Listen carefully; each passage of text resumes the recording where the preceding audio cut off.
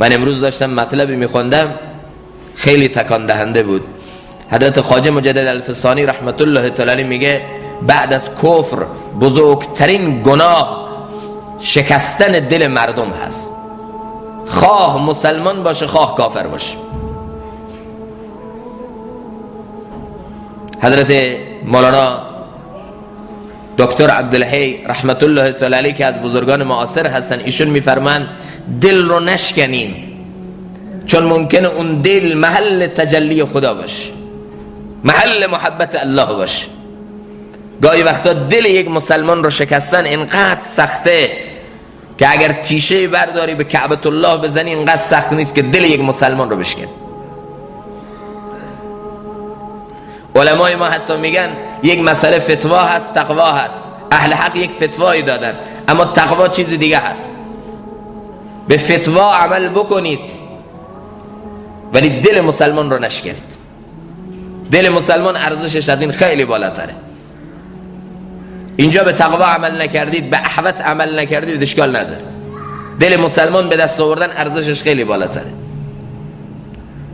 امروز من شما ذکر، تسبیح، تلاوت ماشاءالله تو ما خیلی زیاده، خدمت دین تو ما زیاده، اما نگاه به این دلهایی که از دست ما داره میشکنه نمی کنیم و اصلا اینو گناه نمیفهمیم.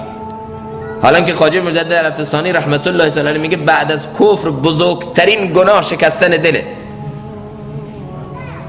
حالا دل عامه مسلمان ها به جای خود، دل پدر چقدر میشکنه از دست فرزند، دل مادر چقدر میشکنه، دل همسایه از همسایه چقدر میشکنه، دل استاد میشکنه، دل یک فردی که تمام زندگی رو وقف کرده برای رشد دین، برای تعالی دینی. گاهی وقتا میبینید دل شاگرد دل استاد میشکنه، فرزند دل مادر میشکنه.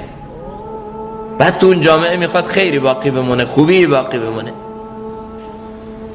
بعد از به جا آوردن احکام خدا بزرگترین عبادت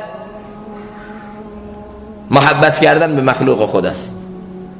یعنی کسایی که میخوان تزکیه نفس، اصلاح و خودسازی ادعا میکنن تو این میدان ما هستیم، اونا در رأس امور خودشون بعد از حقوق الله اینو قرار میدن که چکار کنن؟ مشکلات مردم رو حل کنن، لبخند رو به لبای مردم هدیه کنن، شادمانی رو به یک دل، تطیب یک قلبی بشه، دلجویی یک مسلمان بشه.